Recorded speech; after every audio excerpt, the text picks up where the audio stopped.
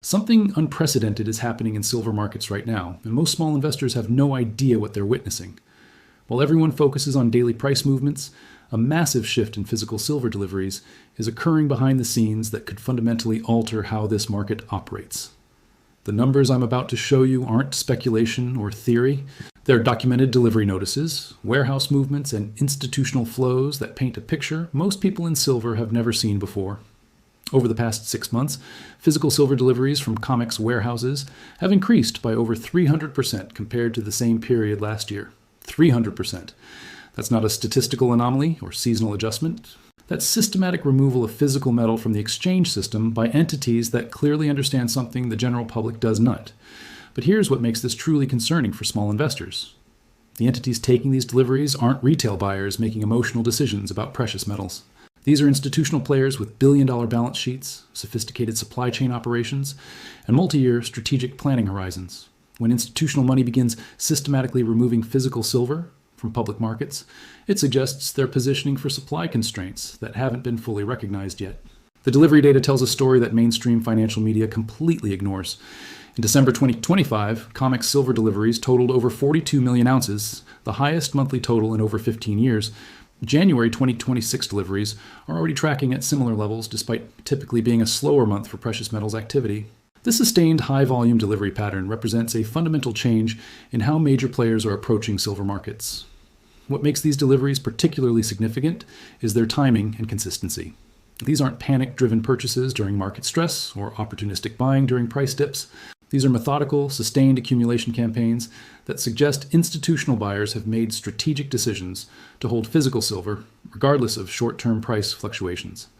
The identity of these buyers remains largely opaque due to regulatory structures that allow institutional accumulation without public disclosure requirements.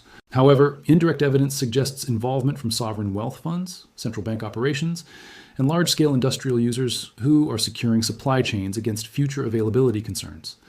Understanding why this matters requires examining the relationship between paper silver markets and physical silver markets. For decades, these two systems operated in relative harmony. Futures contracts provided price discovery and hedging mechanisms, while physical markets handled actual supply and demand for real metal. But that relationship is breaking down in ways that create systemic risks most investors don't recognize. The paper silver market operates through futures contracts, exchange-traded funds, and various derivative instruments. These financial products allow investors to gain silver exposure without dealing with storage, insurance, or delivery logistics. The system works efficiently as long as most participants are satisfied with paper claims, rather than demanding physical delivery. But physical silver markets operate under completely different constraints. Real silver must be mined, refined, transported, stored, and eventually delivered to end users. Industrial consumption permanently removes silver from circulation. Investment demand requires actual metal to be allocated and stored. Supply responses take years to develop even when prices provide strong incentives. The current delivery surge suggests that major institutional players are choosing physical ownership over paper exposure.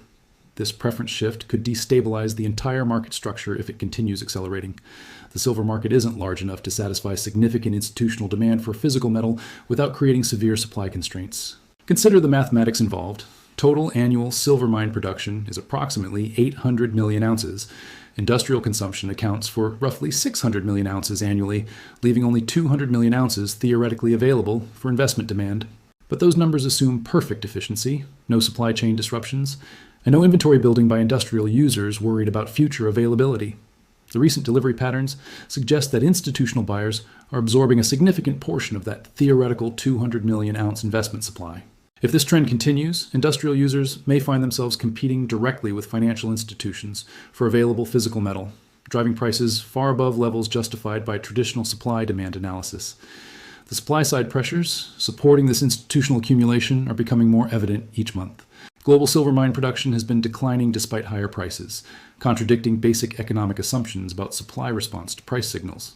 Environmental regulations, permitting delays, and community opposition to mining projects have created bottlenecks that cannot be easily resolved through market mechanisms. Mexico, which supplies roughly 23% of global silver production, has implemented mining policy changes that prioritize environmental protection over extraction volumes. Several major silver mines have faced production delays due to regulatory compliance requirements. Peru, another significant producer, continues experiencing political instability that affects mining operations and expansion plans. These production constraints are occurring simultaneously with accelerating industrial demand from sectors that cannot easily substitute alternative materials. Solar panel manufacturing requires silver for electrical conductivity in photovoltaic cells. Electric vehicle production needs silver for batteries, motors, and electronic control systems. 5G network infrastructure depends on silver for high-frequency signal processing applications. The defense sector represents another category of inelastic demand that rarely appears in commodity analysis. Advanced military electronics, radar systems, missile guidance technology, and electromagnetic warfare equipment all require significant amounts of silver. Defense contractors cannot substitute inferior materials when national security applications are involved, regardless of silver prices. Medical applications provide yet another source of growing demand that operates independently of price considerations. Silver's antimicrobial properties make it essential for hospital equipment, surgical instruments, and wound care products. As global healthcare systems expand and medical technology advances, silver consumption in healthcare applications continues increasing steadily. But the most concerning aspect of current market dynamics isn't just supply constraints or growing demand. It's the widening gap between paper market pricing and physical market availability. Futures contracts continue trading as if silver supply were abundant and readily accessible. Meanwhile, physical silver buyers face longer delivery times, higher premiums, and reduced availability from traditional suppliers. This disconnect creates opportunities for informed institutional buyers while creating risks for unprepared, smaller investors. Institutional players with direct relationships to refineries, mining companies, and wholesale dealers can secure physical silver at prices much closer to paper market levels. Retail investors often face premiums of 10 to 20% above spot prices when purchasing physical silver. The premium structure reveals important information about market stress levels. When physical silver trades at small premiums to paper prices, it suggests adequate supply availability and efficient market function. When premiums expand significantly, it indicates physical supply constraints that paper markets haven't fully recognized. Current premium levels vary by product and dealer, but they've been trending higher throughout 2025, despite relatively stable paper prices. American Silver Eagles, popular among retail investors, frequently trade at premiums exceeding $4 to $5 per ounce above spot prices. Industrial-sized silver bars show smaller premiums but still trade above historical norms. These premium expansions occur because physical silver dealers must secure inventory in advance to satisfy customer demand. If wholesale silver becomes scarcer or more expensive, those costs eventually flow through to retail pricing. The delivery surge from COMEX warehouses suggests that wholesale silver availability is indeed becoming more constrained. Exchange-traded funds represent another area where paper versus physical dynamics create potential instability. Silver ETFs hold physical metal in vaults to back their shares, but shareholders cannot typically demand physical delivery of the underlying silver. This structure works efficiently during normal market conditions, but could face stress if physical silver becomes genuinely scarce.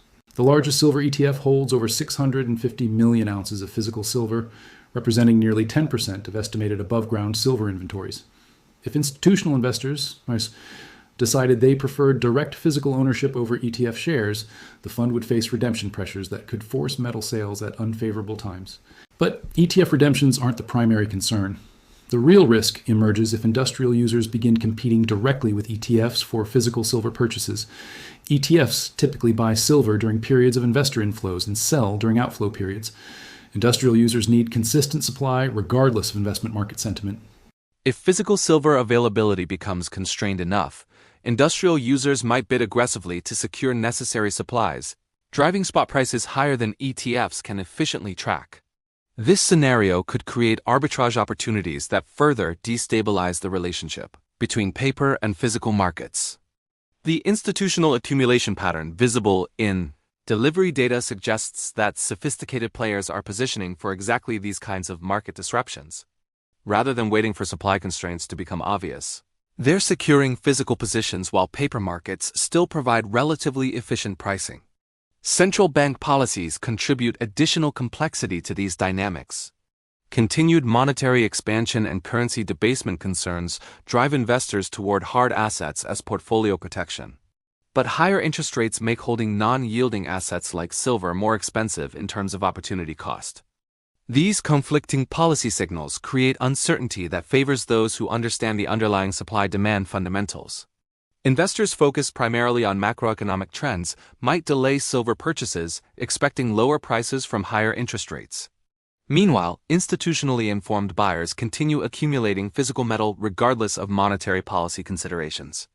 The geopolitical dimension adds another layer of complexity that paper markets struggle to price efficiently. Silver's industrial importance makes it strategically significant for national security purposes. Countries dependent on silver imports for defense applications or critical infrastructure might choose to build strategic reserves regardless of current market prices. China's approach to critical metal accumulation provides a relevant example. Chinese entities have systematically accumulated copper, lithium, cobalt, and other industrial metals through long-term purchase agreements with mining companies. Similar strategies applied to silver markets could absorb significant quantities of available supply without creating obvious market signals until supply constraints become severe. The supply chain disruptions experienced during recent global events demonstrated how quickly critical material availability can become compromised. Companies and governments that experience supply shortages during those periods are likely implementing strategies to prevent similar vulnerabilities in the future. Silver's unique combination of monetary properties and industrial necessity makes it particularly attractive for strategic accumulation purposes. Unlike other precious metals that serve primarily as stores of value, silver provides both portfolio diversification benefits and strategic material security. For small investors trying to understand what these developments mean, the key insight isn't about predicting exact price movements or timing market entries perfectly. It's just about recognizing that market structure is changing in ways that could create significant advantages for those positioned correctly, and severe disadvantages for those caught unprepared. The institutional accumulation visible in delivery data suggests that informed buyers are making strategic decisions based on supply availability, rather than price momentum or technical analysis. Small investors who want to participate in this trend need to think similarly about long-term positioning, rather than short-term trading opportunities. Physical silver ownership eliminates counterparty risk but requires dealing with storage, insurance, and liquidity considerations. ETF ownership provides easier liquidity but maintains exposure to financial system risks. Mining stocks offer leverage to silver prices but carry company-specific risks and operational uncertainties. Understanding these trade-offs becomes particularly important when market structure is shifting toward increased physical demand. During normal market conditions, these different forms of silver exposure perform relatively similarly. But when supply constraints develop, physical ownership could provide significant advantages over paper alternatives. The delivery surge from COMEX warehouses suggests we're entering a period where these advantages could become pronounced. Industrial demand continues growing while mine production stagnates. Investment demand appears to be shifting toward physical ownership rather than financial instruments. The signals small investors should monitor include continued high delivery volumes from precious metals exchanges, expanding premiums on physical silver products, longer delivery times from reputable dealers, and increasing institutional allocation toward commodities in portfolio management discussions.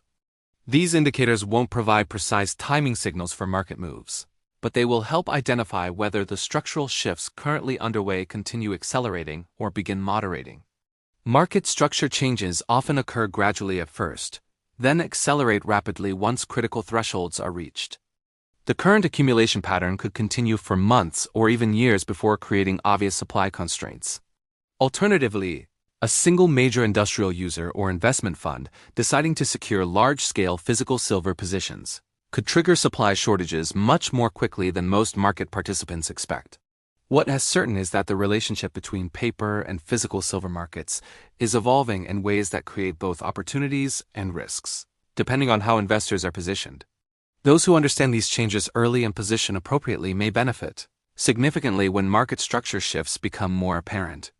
The institutional buyers systematically removing silver from COMEX warehouses aren't speculating about future price movements. They're resecuring physical assets against supply availability concerns that haven't been fully recognized by broader markets yet. Small investors who recognize this pattern have opportunities to position similarly before these dynamics become obvious to everyone else. But positioning requires understanding that this isn't about short-term price speculation or momentum trading. It's just about recognizing fundamental changes in how silver markets operate and positioning accordingly for longer-term structural shifts that are already underway.